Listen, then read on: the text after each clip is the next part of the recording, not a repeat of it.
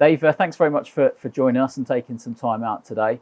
Obviously, it's been a very difficult spring, summer for many people, certainly with the pandemic. Major disruption to people's lives, and a number of people, see, unfortunately lost their lives. But how difficult has it been for you as a business owner and a chairman of a football club over the last few weeks, especially knowing that the season was postponed and ended, and certainly looking to head to the future? Well, it's been very difficult for everyone, I believe, but more importantly for us.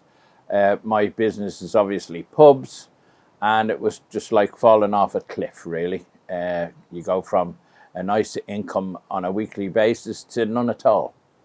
And then we went through the uncertainty of not knowing when we would be able to recover from that. With a startup date now, we've got that, thank God. It's the 4th of July. So hopefully we can get our business anyway back on track. In terms of the football, how disastrous, if you like, is it that we lost income with the 9 games in terms of the business model? Obviously, we respect that we had to finish because of the pandemic, but how important is games and income for clubs like ours? Well, it's vital. It's vital at our level and all the levels below and above.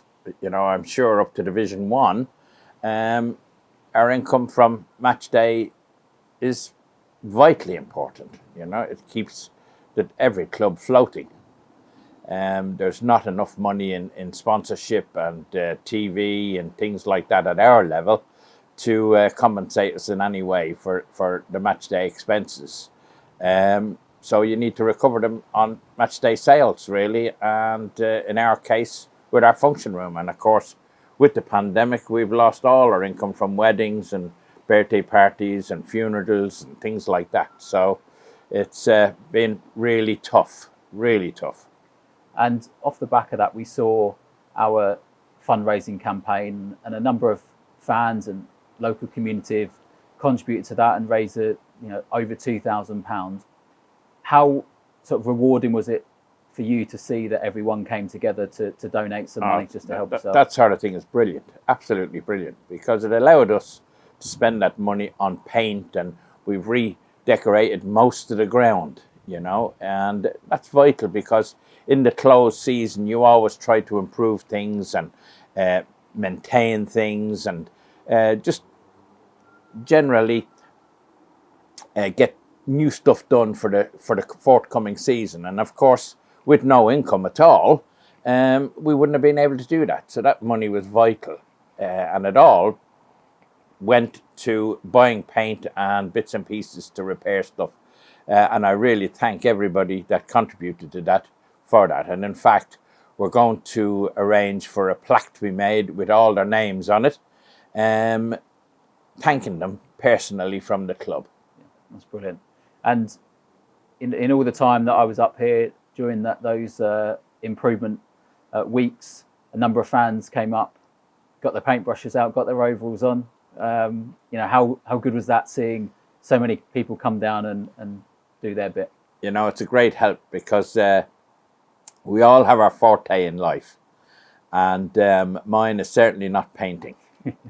And so it's a great help to the club to have people to come along and volunteer. And I'm sure their forte in painting and in a work choice is not painting either.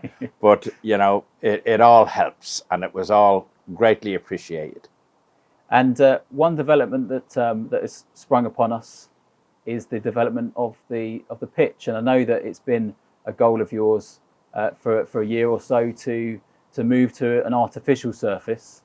And with this lockdown process and the delaying of the season, a unique opportunity has arisen for the club. Yes, well, when we had the initial lockdown, I activated our pre-season pitch renovation, and we bought the materials and 20 bags of grass seed and fertilizer and 80 ton of root zone, and we got the pitch done early so that it would be nice for the forthcoming season.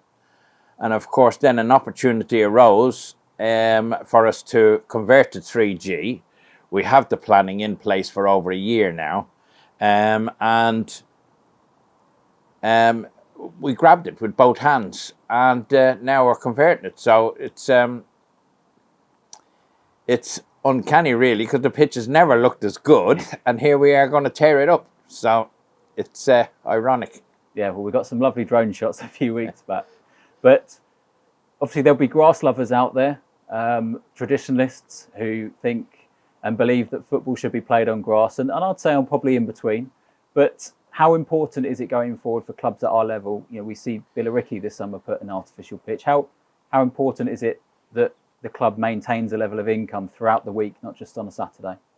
To be honest, I'm a lover of grass pitches, and I would love to be able to retain our grass pitch. But unfortunately, like a lot of clubs, we have one pitch, and we have 450 kids in our youth section, and very few of them get an opportunity to play here, and they feel a little bit disassociated with the club in some ways because they don't get that opportunity. And hopefully with this, it'll give them that opportunity, but also as a club, it would allow us to involve so many more people in the club itself.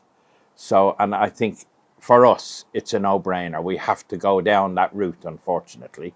And grass, you know, here will be a thing of the past for a while, at least. And plans, I'm sure, are underway for the season ahead. I know that obviously we've still got the vacant manager's position at the moment. Would that be something in the next couple of weeks that we'll be looking to fill? We will. We'll be hopefully filling that position very, very shortly.